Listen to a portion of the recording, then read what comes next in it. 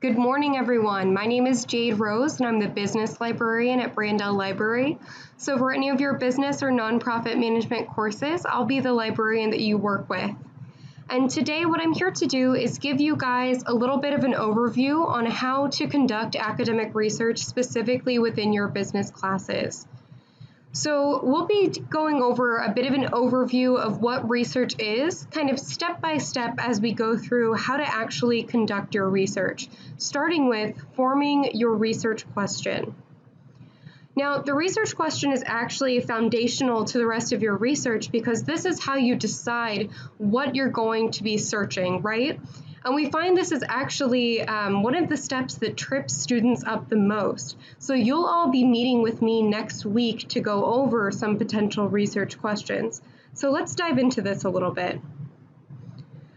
Research questions, when you're forming them, there are a few things you want to ask yourself. So first of all, why do you care about this? When you're forming a research question or a research topic, it should be something that interests you. This should be something that you want to investigate further or get to the bottom of or learn more about. Also, with your research question or topic, can it be answered with existing evidence? This one is one that trips students up all the time because this actually requires that you test your research question out. So once you have an idea for a research question or topic, you should be going into a database or two, typing in some search terms, which we'll talk about here in a moment, and seeing what results come up for your research question or topic, because that's going to tell you if there are plenty of sources and you're able to continue with that topic and write your paper, or it may be that there just isn't enough out there about that research question or topic, and you're going to need to find a way to either broaden it out or tweak it a little bit so that you can find more sources and actually have a decent paper on that topic. And then finally, the third one, is the question too broad for my project? This is another mistake that we find students make quite often, and that is that they create a research question or topic that is much too broad. There's just too much information on it, or it's not focused enough to even really build a paper around. And we'll talk about that more here in a moment. So here are a couple examples of some of those broad research questions. This first one, how does diversity impact leadership? Well, what leadership? What kind of leadership? Are we talking about CEOs, board of directors? Are we talking about a certain type of industry? Give me more information, narrow that down, make it more specific to something you can actually investigate. And our second one, can women be good leaders? Can women be good leaders in what? On a softball team, or are we talking about a business, So there are ways that you can be more specific it's actually going to help, not hinder your research project. So I'm going to be going over a few strategies with you on how to really narrow down that topic and make it specific for what you're researching. So again, here is that reminder that getting to a good research question requires research. So I'm going to open up another page here, and I want to go over a worksheet with you that I normally do with my classes in person. So here is my Creating an Effective Search worksheet. And the first question here asks us to write down our research question in the box below. And I've taken one of those generic research questions, women in leadership.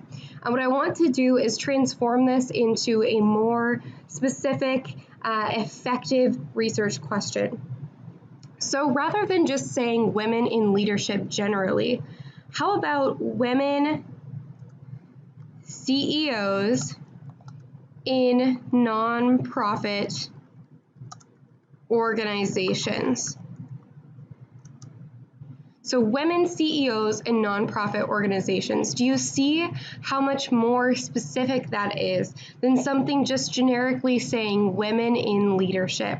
Now suddenly we know which women we're studying and in what context. So this is a topic that I would feel comfortable moving forward with. Now let's take a look at the second part of this question here. It asks us next, underline or circle the words or short phrases, 2 or 3 words, that you think will be effective search terms. So what this is asking us to do is take a look at our topic and see which words we might want to search for in a database. Now, this is something that I really work with my students on, how to identify what your effective search terms are going to be. In this case, we know for sure that we should be searching about women because that is the specific population that we're interested in.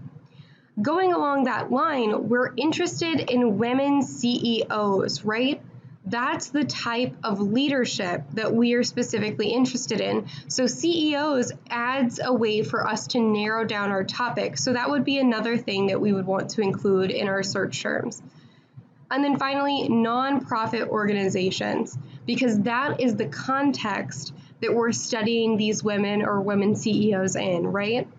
Now this one's pretty easy because we were able to use most of the words in our topic here for our search terms, but you might find that this gets more challenging when you get into your own work.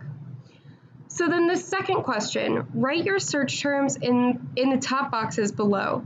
Then for each search term in the bottom box, list a few synonyms or related terms to use as alternative word choice in your searching.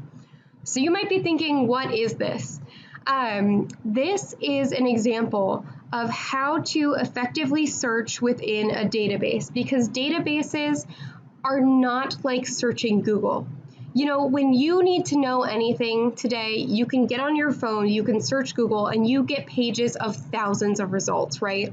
I was making a stir fry the other night, and I wanted to know if it was safe to give my dog a piece of broccoli. So I just picked up my phone and I Googled, can my dog have broccoli? And Google gave me thousands of results. Databases do not search the same way that Google does. You cannot just write your whole research topic or research question in the database and expect to get results. Databases are actually very interesting. They search kind of by hashtag. So for any of you that have an Instagram or a Facebook or even a Pinterest, think about your hashtags. So when you have a photo of something and then you're tagging it with all these different things that relate to it, those kind of tags are actually exactly how databases search. So librarians like myself, every time an article is added to a database, we take a look at that and we tag it with as many different terms as we think relate to that article. So when you're searching a database, you're actually searching for those tags which are going to bring up the articles. You'll see this, I'll do some examples of this a little later when we actually get into searching a database, but for now, I want to take a look at our topic and sort of identify those tags that we might search for here. So first of all, we have women, CEOs, and nonprofit organizations. Now that we have our starting search terms, we can take a look at the next part of the directions for question 2, which is to think of synonyms or related terms to use as alternative word choice in our searching. The reason for this is that databases are extremely specific when you're doing your searching. So sometimes words that are even abbreviations or extremely similar to one another won't be recognized by the database. It's going to search for the exact way that you have written something. So we like to think of alternative word choice just so we can do multiple searches and see what kind of related results we pull up. And that, I think, is a really important aspect of research to remember. There is never going to be that one magical search that pulls up all the sources you need. You are always going to need to do your due diligence and do multiple searches. Research is not one search. It is multiple searches trying different combinations of these search terms to find the different results that are going to work best for your paper. So for women, another way we might put this is female, right? Female CEOs. For CEOs, CEO is an abbreviation, right? So even typing in Chief Executive Officer, that is going to bring up different results than typing in CEO. Another thing you might do is leaders for CEOs. And then finally, for nonprofit organizations, something as simple as an MPO. So this time using the abbreviation, will pull up different results. I know that's counter to what we're used to with Google. It pulls up all kinds of related things, right, in our results. Please remember that databases work differently. They work using those tags and specifically exactly what those tags are. So when you search just changing around your words a little bit, it will actually affect your search results. And I'll demonstrate this for you all later when we actually get into a database and do some searching. So now I'm going to take us back to my presentation, and we've got a little bit to go over before we actually hop into a database. So moving forward, let's talk about our evidence. Evidence is an extremely important part of doing our research, right? So our evidence is what we're going to find. The evidence is what we are searching for. We're creating these search terms to find our evidence. So let's talk about the different forms of evidence that we might find searching in our business databases. There are 3 types of business writing. In the orange here, we have general audience or popular sources. So think of these, they're written for the general public. Anyone could pick these up and understand. The next set we have are the professional audience or trade publications. So these things are specifically written and published for people who are working in the industry. And finally, we have an academic audience or academic and scholarly sources. So these are published in what we call scholarly journal articles. They're typically written by researchers for researchers. And you guys will most likely be interacting with all 3 of these different types of sources in your business classes. So I want to go a little more in depth on a couple of these different kinds of sources. The first being trade publications. So again, trade publications really are meant for people in the industry. They may contain a lot of industry jargon. There may be some allusions to research, for instance, really important studies that are applicable to people's work, or they may summarize other academic work. Some examples of this are the Harvard Business Review or Accounting Today, but the main concern of these publications is implementation. They're written for people working in the industry so that those people can then use what is published here in their day-to-day work. Next, we have the academic and scholarly sources. So these are going to contain extremely detailed descriptions of research because they're written by researchers talking about the research that they did and sort of proving their expertise. They'll have many citations to other sources, so you can always look for that work cited. They should be peer-reviewed, and I can show you how to check for that later on. But these are less concerned with implementation, and the authors and their credentials will always be provided. So we'll take a look at this in the database, but you should think about why are the authors considered experts? And academic and scholarly sources will always provide the credentials to explain why the authors are experts in their field. These sources can be difficult to read since they're written by experts for experts. But you guys should still be able to grasp some of these. I would just keep in mind, if you come across a source that you don't understand, that's probably not something you should be using to cite in your paper, because if you don't understand it, you're not going to be able to analyze it well. Finally, I want to talk to you all about primary sources in business. You may be asked to find these for many of your business projects, so I at least want to touch on what primary sources are. In business, primary sources provide information about what a company or industry says about itself. So some examples of this might be annual reports, statistical data, financial statements, press releases, interviews, speeches, blog, tweets, social media written by the company. Secondary sources provide information about what others think about a company or industry. Examples of this kind of writing include industry or market reports, articles from newspapers writing about a company, magazines and trade publications publishing something about that company, but it's not coming from the company itself. It's coming from a secondary person, a secondary source. Finally, the exciting part, finding evidence. So now that we've talked about the different sources of evidence that we might have, let's actually get into finding our evidence. So today I'll be going over with you different ways to find evidence using the databases you can find at North Park. Before we get into that though, I just want to remind you, We need to keep our research topic in mind. Generally today, we'll be using the women in leadership kind of topic, but we need to remember not to make our topic too broad. And do you guys remember how we narrowed this down? We talked about how we might be looking at women CEOs, specifically in the nonprofit industry. So that's going to be the example we use while searching today. And when you go to do your own searching, remember, you should be thinking, is my topic too broad? Is it specific enough? Will I find sources that specifically talk about what I want to look into? So let's go ahead and get started. So when you guys are getting into databases for your own research, you're going to need to go to the library's website. You can find us at www.library.northpark.edu, or you can always search Brandel Library on Google and our website will pop right up for you.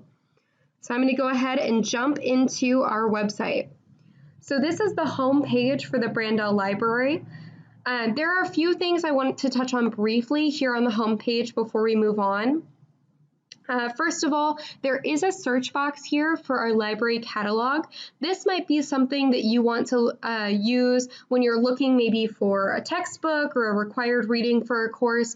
This is not what we recommend searching for scholarly articles.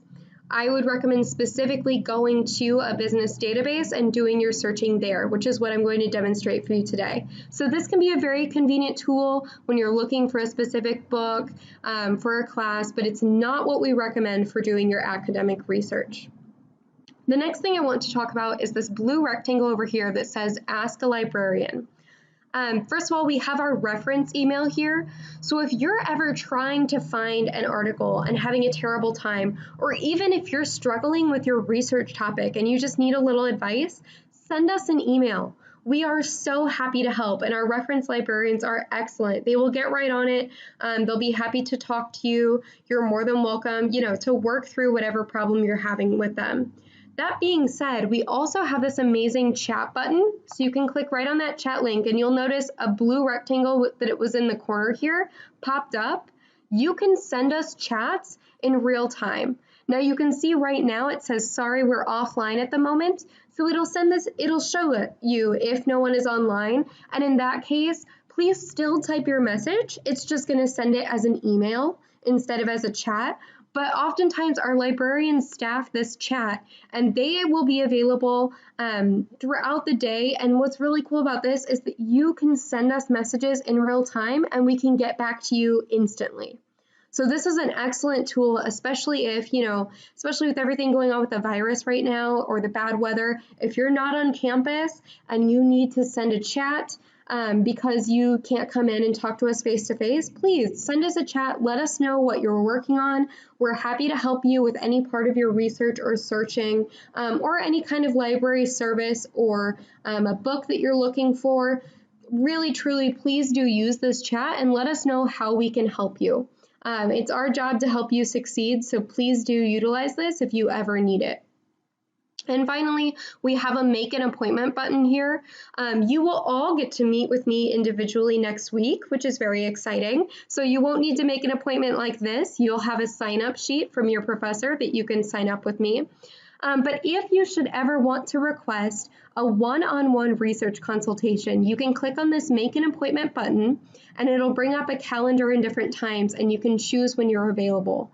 These kind of one-on-one research consultations can be really helpful when you do have a project coming up and you just want someone to help you refine your topic, help you choose a research question, take a look at your research question and help you identify good search terms, and then help you identify, related search terms that you can use from that. We can also recommend different databases to you. We can help you with your citation. So please do utilize this for your projects and assignments. We're really happy to help. I am specifically the librarian for any of your business classes that you have, and you'll have my contact information at the end of this presentation. So you're welcome to use this make an appointment button for any classes you have at North Park, but if they are business related, you are also more than welcome just to email me. And again, that contact info will be at the end. So moving on, I want us to go ahead and take a look in some of the library's databases. So we're going to take a look at the left-hand side of the screen here, and we're going to click on Research Resources. From Research Resources, we're going to go to Online Resources. And this is the page where the library's databases are linked. I want to talk very briefly about what databases are and how they work with the library. So there is no one magical database where all the library's articles are located. We subscribe to databases, so we pay to have access to them. And these are the many databases that the library has paid to have access to. So you can see they're sorted by subject. So the first ones are interdisciplinary, meaning they search journals across a wide variety of subjects. However, for your project, we are specifically going to be taking a look at the library's business resources. So you can see we have a few options here. Many of them can be used for different reasons.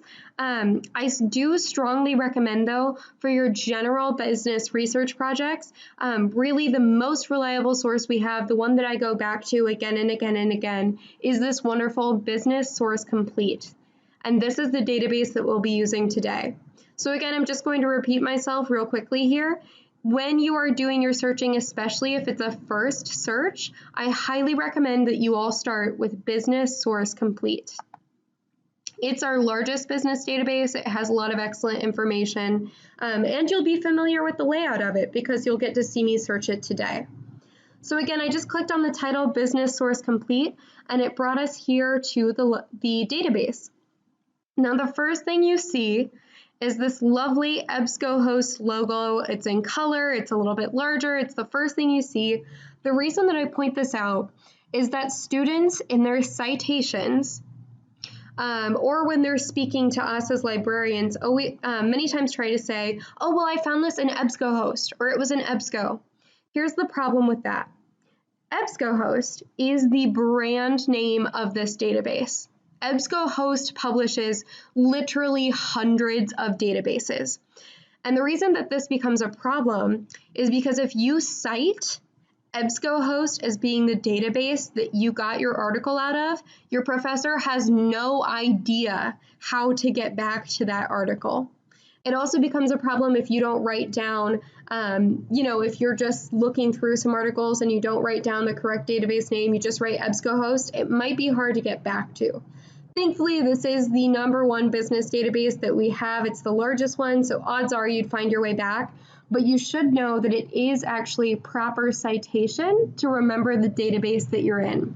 So bonus points for any of you who thought to yourself, hey, aren't we in Business Source Complete? Because you're right, we certainly are. And please remember, this is just the brand name. All right, getting off my soapbox here, we're gonna move on.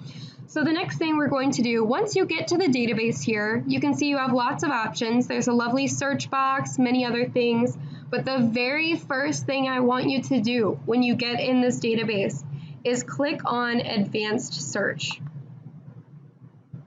The reason for this is it opens up this lovely set of search boxes. And the reason that this is so important is you have to remember that when you're searching using a database, you can't type everything into one search box. So we are going to separate our search terms into these 3 boxes. So again, we're going to use that women in leadership or women CEOs for nonprofit organizations as our general research topic. So what I like to do is show you how each search term narrows down the amount of results that we get. So if I just search women in this business database, let's see how many results we get. 424,218. There is not a single one of you who has the time to look through 400,000 different articles. I don't expect you to. None of your instructors expect you to. You need to narrow this down. So this tells you there are plenty of resources talking about women in this database. So let's narrow it down further and get more specific. So we want to talk about women CEOs. So let's see what adding a search term does to our results. So we went from 400,000 to 15,000. This is still absolutely too many articles to look through. So we are going to add our third term, which was nonprofit organizations, and hit search. Okay, so now we have 63. So we tend to say that the sweet spot for your results is somewhere between 50 and 150, enough to let you know that plenty of people are writing on this topic so that you'll have enough information to write your paper, but not so many that it's overwhelming to look through. If you're getting thousands of results, odds are your topic is not specific enough. So that is one quick test that you can test your research question.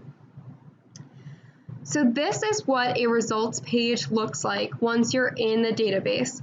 You can see we've got the titles listed. This will tell you what kind of publication the article came from. So this one came from an academic journal, meaning that it is a scholarly source. This one came from a periodical, which might be something like a popular source such as Time magazine, that kind of thing, something that the general public will read, like a magazine. So I'm just going to scroll through here so you can get a sense for what this may look like. All right, and then the other thing I want to show you very briefly are all of these options off to the left here. So you are able, for instance, let's say your professor says, hey, anything that you cite in your paper needs to have been published within the last 2 years. You can actually move this bar to only represent things from the last 2 years. I'm going to leave it as it is, but just know that that is one limit that you can actually change to fit a date requirement. Also, if you know you're looking for a specific kind of result, maybe you have to have a scholarly source, then you could click here and limit it to only academic journal articles. Let's say you need a trade publication to fit a source requirement for a paper. You could also click here just to limit to trade publications. So there are all kinds of things you can do with these limits to narrow your results even further. I'm going to click on our first result here to show you what it looks like when you actually click into an article. So let's say that this really caught our eye. We're interested in this for our paper, so I'm going to go ahead and click on it. And this first page that it takes you to, this is not the article itself, right? It just contains information about the article. So we have the title, the author, source means publication. So this is the name of the publication, the journal that published this article. And look here, these subject terms are all of the things that this article was tagged with, including the author supplied keywords. So these were the tags that were given to this specific article. Another important thing I want to point out for you is the abstract. So the abstract is a short summary of the article. This abstract is what's going to save you time when you're doing your research. Because when you go through and let's say you have 80 results and you're trying to determine which of these 80 results best fits your paper, all you have to do is click into the article. You'll come to this page, you'll see the abstract, just read the few sentences here and you'll be able to determine whether or not that article is relevant for your research.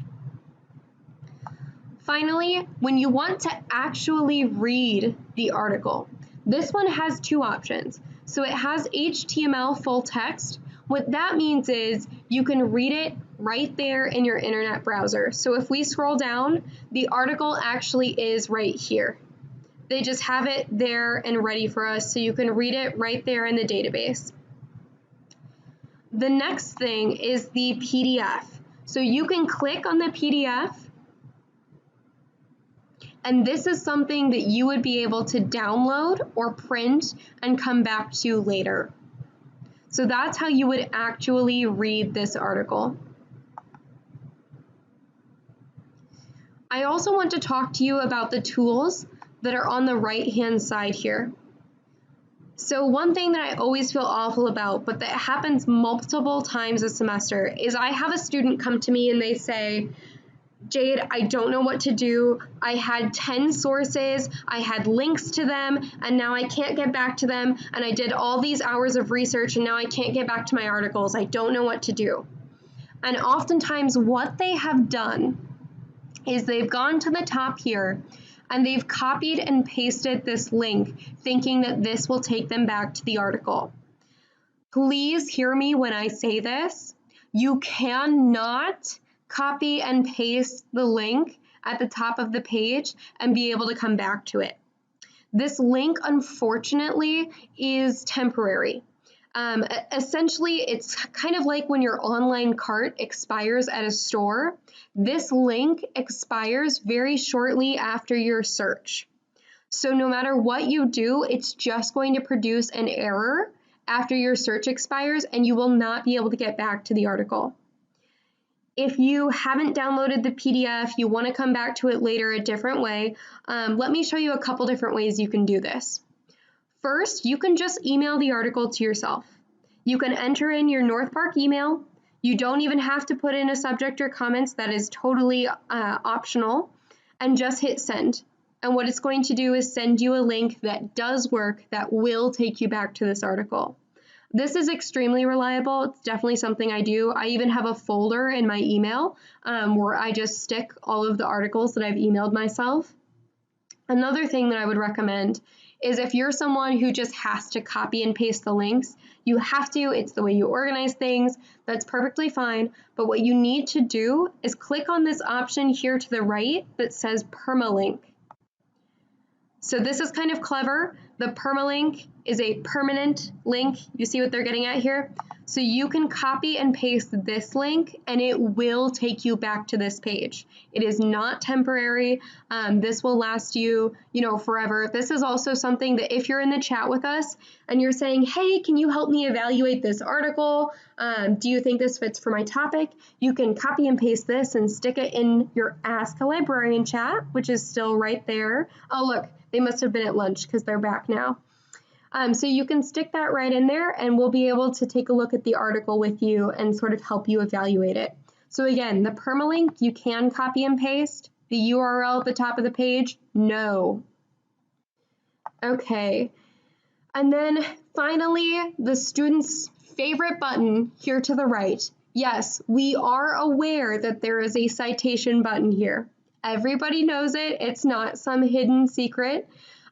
This I genuinely do think is a great tool for students who are first learning how to cite their papers. It's also great if you are more experienced to just double check your formatting and make sure that everything is looking good.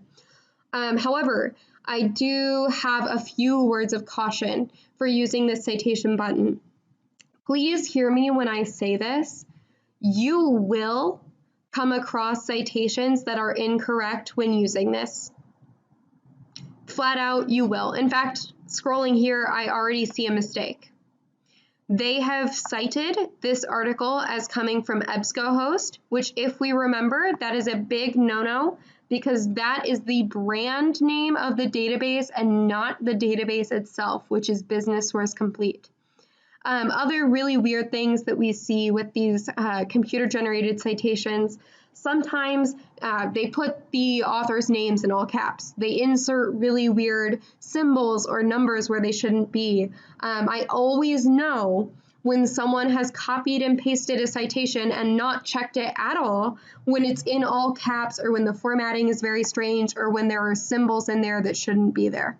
So please use this. It is a tool, but you need to double check it. And what I recommend you do is double check it with the source Purdue OWL.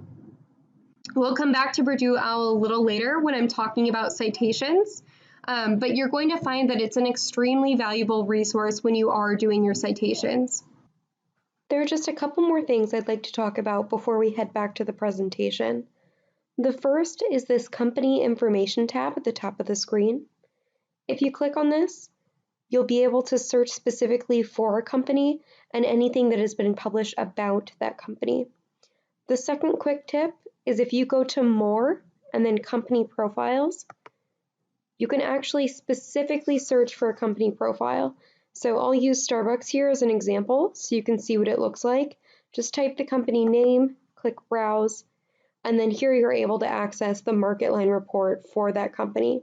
So back in our presentation here, we've gone through our research question, we've taken a look at how to find evidence, and I'd like to speak very briefly about analysis before we wrap up today. As part of your analysis, you'll likely be asked to make some annotated bibliographies for your courses. This is going to be a list of evidence that will help you answer your research question.